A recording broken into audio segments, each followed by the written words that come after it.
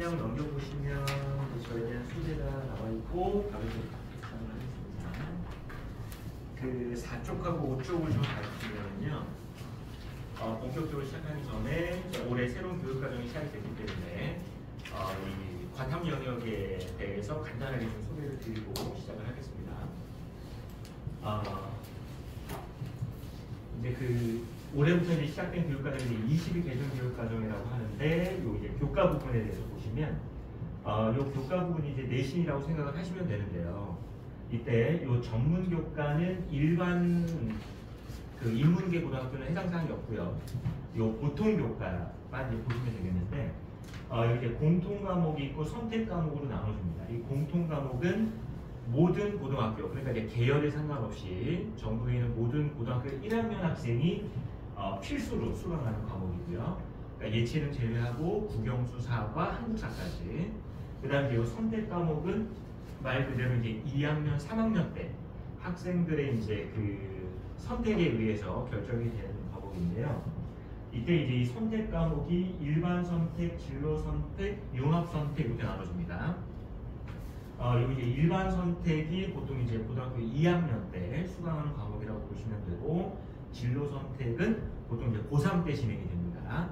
그리고 이제 융합 선택은 아마 대부분 학교에서 운영을 잘 안 해요. 그래서 이제 일반 선택과 이제 진로 선택 과목을 보시면 되겠는데, 그리고 이제 이수학점을 보시면 여기 이제 공통 과목에 대한 걸 이제 띄워놨는데요. 일단 한국사는 제외하고요. 한국사는 1학년 때만 진행이 되고 끝이 납니다. 그리고 이제 국영수, 그 다음에 이제 통학, 통사, 통과까지.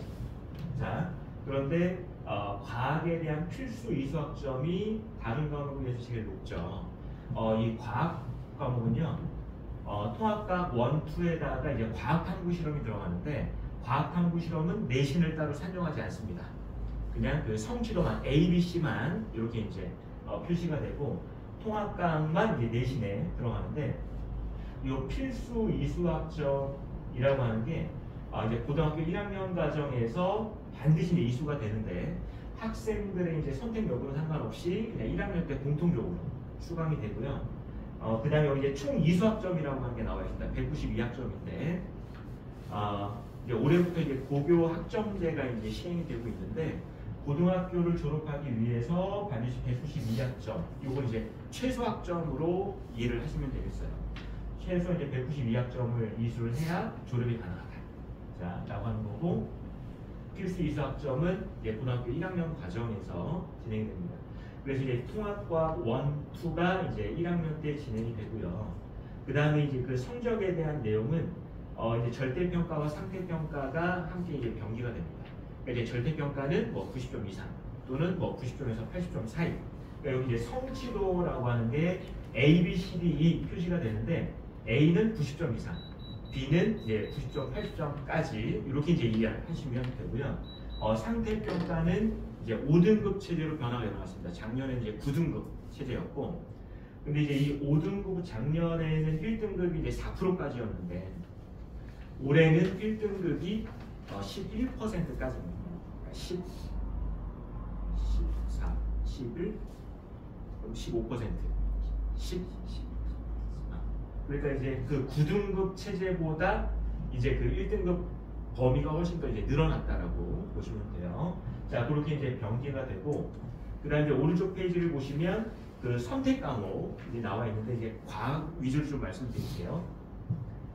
공통 과목은 고등학교 이제 1학년 과정에서 필수로 이제 이수를 하고, 그 다음에 일반 선택, 그 다음에 진로 선택, 융합 선택 과목이 나와 있는데, 이 과탐 영역에서의 이제 교과 변화는 1, 2라고 하는 과목이 없어졌습니다. 뭐 물리 1, 물리 2 이런 과목이 없어졌고요. 이 일반 선택, 그러니까 2학년 때 그냥 물화생지 4개의 과목으로 아이들이 이제 선택을 하고, 보통 3과목을 선택을 합니다. 뭐 물화생 또는 화생지. 그리고 고등학교 3학년 때 이제 진로 선택 과목을 이제 선택을 하게 될 텐데, 여기에서도 이제 과학 2, 뭐 물리 2 이런 게 아니라 총 이제 8개의 과목으로 나눠졌는데, 제일 위에서부터 여기 이제 물리 영역, 화학 영역, 생명과학 영역, 그 다음에 지구과학 영역으로 보시면 되겠어요. 그러니까 이 과탐 영역은 이제 교과 과정에서도 변화가 일어났지만 또 이제 수능 과목에 변화가 생겼죠. 지난 이제 작년 교육과정까지는 수능에서 이제 원투 과목을 선택해서 봤지만 이제 올해부터는 통합과목만 치르게 됩니다. 그러니까 아이들의 이제 선택 과목과 그다음에 특히 과학에서의 선행 과목을 선택할 때 굉장히 큰 변화가 일어났는데 보통 학생들이 통합과학, 그러니까 지난 교육과정까지는 통합과학은 그냥 내신 과목일 뿐이었어요. 왜냐면 이제 수능에서도 보지 않고 했기 때문에. 근데 이제 올해부터는 통합과학이 이제 수능 과목이기 때문에 너무너무 이제 중요해졌고, 그리고 특히 이 과학 과목에 대한 선행을 많이 고민을 하실 때 이제 뭐 원 과목을 해야 되느냐, 투 과목을 해야 된다는 건 이제 의미가 전혀 없어졌습니다. 그리고 그럼 이제 이런 선택 과목을 할 때 특히 이제 이과 계열을 희망하는 학생들은 이제 더더욱 고민을 많이 해봐야 되는데요. 우리 아이가 어떤 계열을 진학을 할 건지에 따라서 선택 과목이 달라져야 되는 겁니다. 그러니까 보통 이제 학교에서 요 일반 선택 과목은 보통 이제 아이들이 최대 이제 3과목 정도를 선택을 해요. 뭐 물화생을 선택을 하던, 아니면 화생지를 선택을 하던, 뭐 물생지를 선택을 하던. 그런데 이 선택 과목을 고를 때 가장 1순위로 고려를 해야 되는 건 아이의 그 진로입니다. 어떤 계열로 진학을 할 건지. 특히 이과 계열에 자연 계열도 있고, 공학 계열도 있고, 의학 계열도 있죠. 그러니까 어떤 계열을 희망하느냐에 따라서 선택 과목이 달라져야 되는 겁니다. 그러니까 우리 아이가 예를 들어서 의대를 진학을 하고 싶은데, 그러면 의학 계열을 진학하기 위해서 가장 1순위로 선택을 해야 되는 과목이 뭘까요? 생명과학입니다. 생명과학. 왜냐면 이 의학 계열에서 다루는 건 이제 인체에 대한 걸 다루기 때문에 1순위로 선택을 해야 되는 게 생명과학 부분이 과학이고요. 그 다음에 2순위로 선택을 해야 되는 게 화학 과목입니다.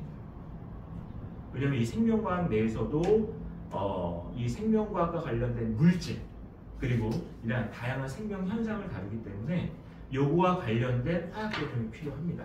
근데 만약 의대를 진학하는 학생이 전혀 지구과학 영역만 고등학교 때 선택을 해서 열심히 했다라고 한다면 나중에 대학교를 진학을 했을 때 담당 교수님들이 봤을 때, 아니 의대를 진학한 아이가 지구과학 계열 과목만 열심히 공부했다라고 그러면 합격을 시킬 거야, 안 시킬 거야? 전혀 상관이 없겠죠.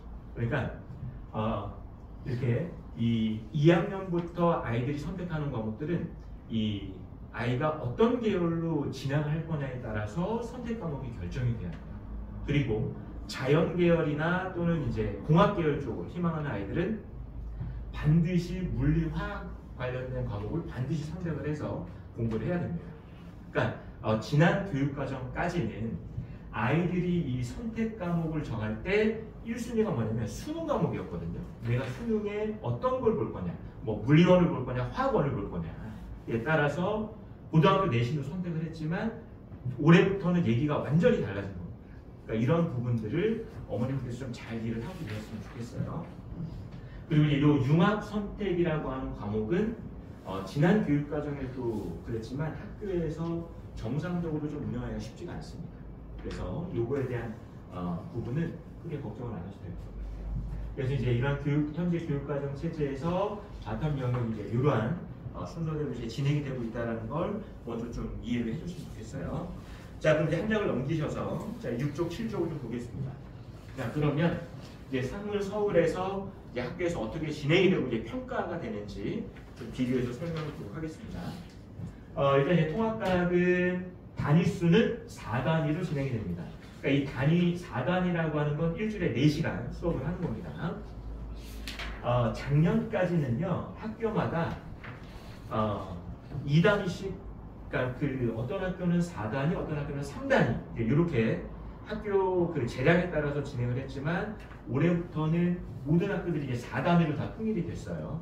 그래야지만 1학년 때 필수 이수학점이 해결이 됩니다.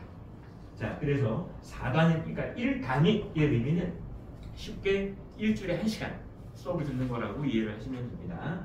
자, 그리고 이제 상문부터 이제 차례대로 말씀을 드리면 일단 교과서와 함께 상물 이제 프린트가 같이 진행이 되고요. 서울고는 부교재가 있습니다. 이 부교재는 EBS 그 개념 완성이라고 하는 교재예요. 이 EBS 교재를 가지고 같이 진행을 합니다. 그리고 요 EBS 교재에 수록된 문제들이 실제 반영이 돼서 시험 문제 출제가 되고요. 그리고 이제 이 상문에서 이 학교 프린트가 나오는데 이 물화생지 내 영역이 다 나오는 건 아니고요. 일부 영역만 나오게 됩니다. 그리고 수업 진행은 그 아래쪽에 이제 교과서 목차가 이제 나와 있는데요. 상문은 이제 천재 교과서를 쓰고 서울은 미래 교과서를 씁니다. 그런데 거기 이제 그 대단원 목차는 다 똑같고 그 대단원 이하 중단원과 소단원의 이름만 조금 다르고 배우는 개념은 다 똑같다라고 보시면 됩니다. 그리고 학교에서 진행은 목차 순서대로 진행을 하지 않고요. 물화생지 4개의 영역으로 나눠서 진행이 됩니다. 그러니까 이제 물리 파트 선생님, 화학 파트 선생님 이렇게 이제 나눠서 진행이 되고 통합과학 1은 1학기, 통합과학 2는 2학기 때 이렇게 이제 진행이 됩니다. 그래서 이제 학교에서 이렇게 진행되고 있고요. 자, 그다음에 이제 한 장을 조금 더 넘겨보겠습니다. 자, 이제 학교 평가와 그 이제 반영 비율을 볼 텐데, 자, 상물을 먼저 보시면 지필 평가와 이제 수행 평가가 합산이 돼서 학기 말에 성적이 산정이 되는데.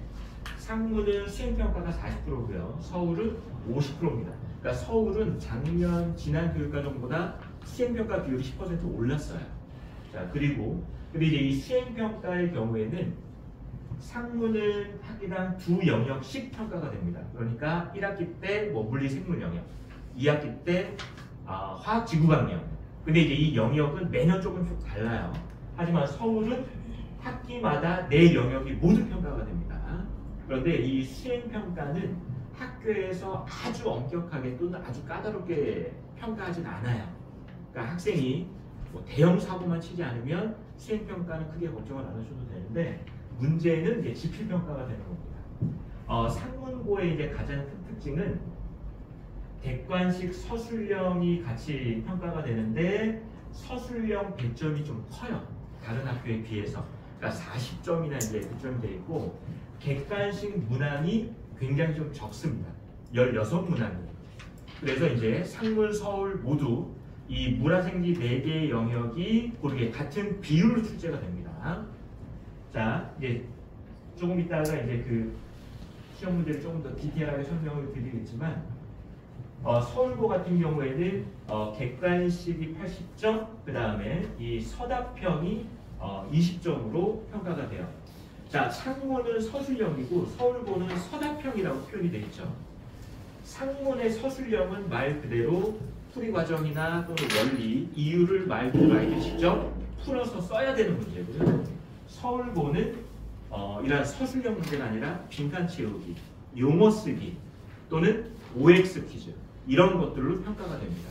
그런데 문항수는 상문은 이제 4문항이지만 하위 문항이 또 들어가요. 최소한 2문제에서 3문제까지 들어가기 때문에 그래서 각 문항당 이제 배점이 산정이 되고요. 그러니까 큰 문제는 이제 물화생지가 각각 한 문항씩 출제가 되지만 이 하위 문항까지 포함이 되면 문항수는 꽤 많은 게 되고요.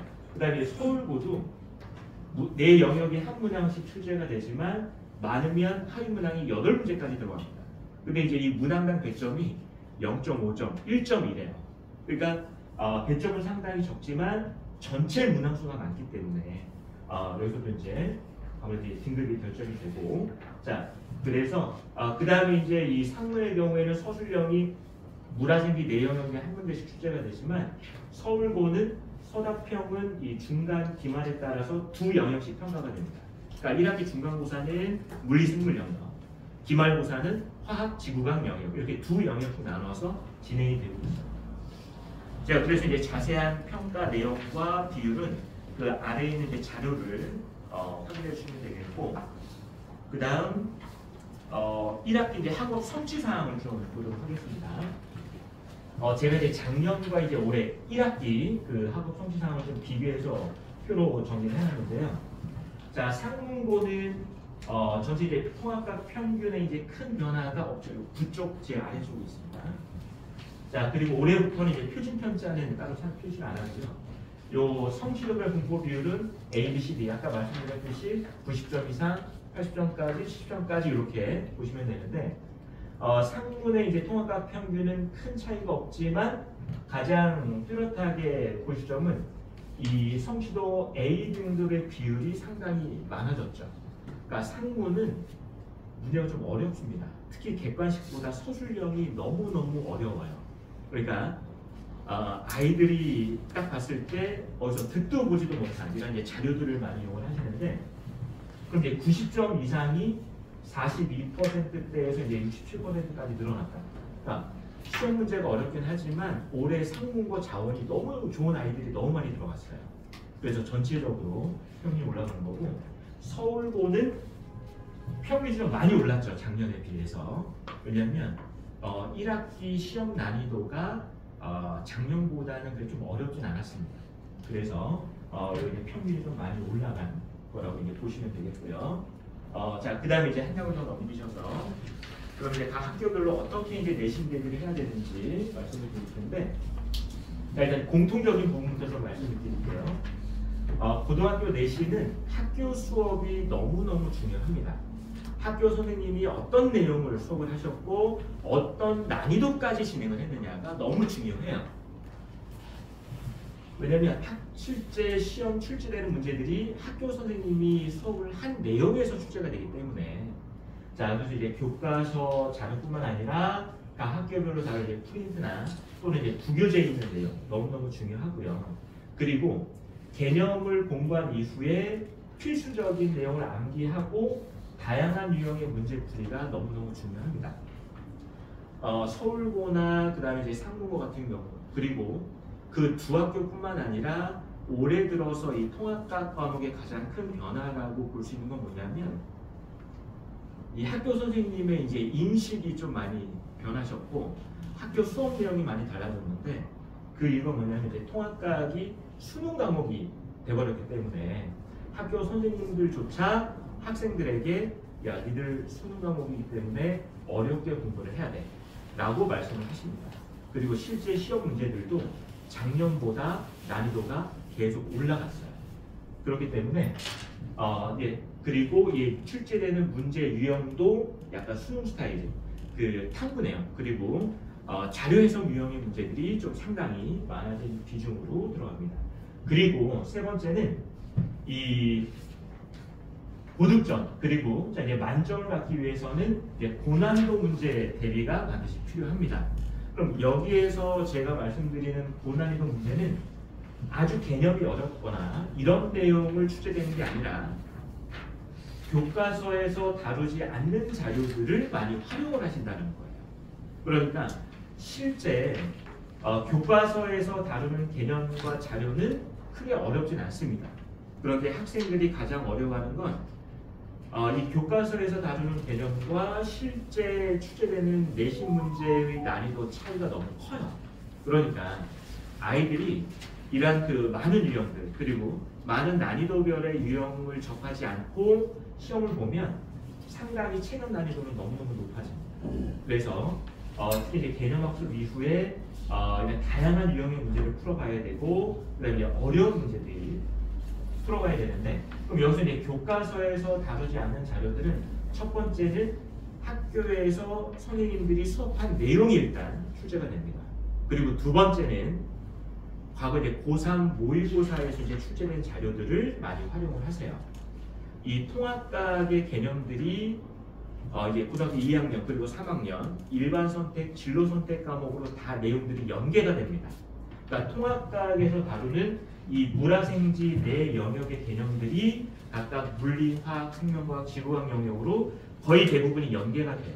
그래서 이 연계가 되는 부분에 이 모의고사 문제들이 많이 출제를 하시는데 그걸 그대로 출제를 하는 게 아니라 보기를 통합학 수준에 맞춰서 출제를 하시는데 여기서 이제 문제는 이러한 모의고사에서 출제했던 자료들은 일반 시중 참고서에서는 다루지 않는 자료들이에요.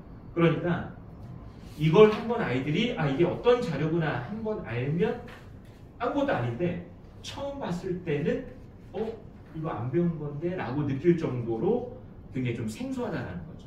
그러니까 이런 것들이 중요합니다. 그리고 아울러서 이 과탐 과목에 대해서 이제 그 선행에 대해서 좀 관련해서 말씀을 드릴 텐데, 작년까지는 통합과를 위해서 원 과목을 미리 수강하면 좋다라는 얘기를 너무 많이 했어요. 그런데 제가 정확하게 말씀을 드리면 통합과를 위해서 이제는 이제 원투 과목이 없어졌기 때문에 의미가 없지만, 현 교육과정에서 그러면 2학년 때 수강하는 물화생지를 좀 미리 공부하면 통합과학이 훨씬 도움이 되지 않을까라고 생각을 하실 수 있는데, 도움이 되는 부분은 한 5%도 안 된다고 보시면 됩니다. 자, 통합과학에서 다루는 개념들은 대부분 물화생지 4개의 선택 과목으로 연계가 되는데요. 이 물화생지에서 다루는 개념이 전부 다 통합과학하고 연계되는 건 아니에요. 그러면 물리 영역만 말씀드리면, 이 물리학 과목에서 다루는 개념에서 통합과학에 필요한 건 전체 물리학 과목의 10% 정도밖에 안 됩니다. 그러니까 효율적으로 너무 좋지 않고요.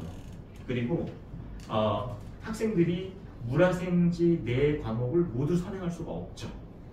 그렇기 때문에 이 통합과학에 대한 고난이도 문제의 대비를 위해서 이 2학년 과목을 미리 수강을 할 필요는 현재는 없습니다. 자, 그리고 선행은 시기도 너무 중요하죠. 현재 중학교 3학년 아이들이 이제 곧 겨울방학을 앞두고, 겨울방학 끝나면 바로 3월 내신이 시작이 될 텐데, 그러면 현 시점에서 고등학교 과정에 대한 과탐 과목을 준비를 하고자 할 때 1순위도 아니고 0순위로 고려를 해야 될 게 바로 통합과학입니다. 왜냐하면 겨울방학이 끝나고 바로 3월 달에 내신이 시작이 되거든요. 그래서 현 시점에서 과학에 대한 과목을 준비를 하고자 할 때 반드시 통합과학을 먼저 준비를 하셔야 됩니다.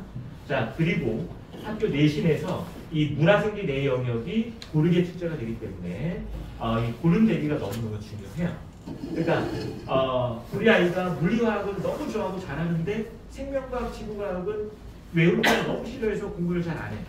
절대 고득점을 맞을 수가 없어요.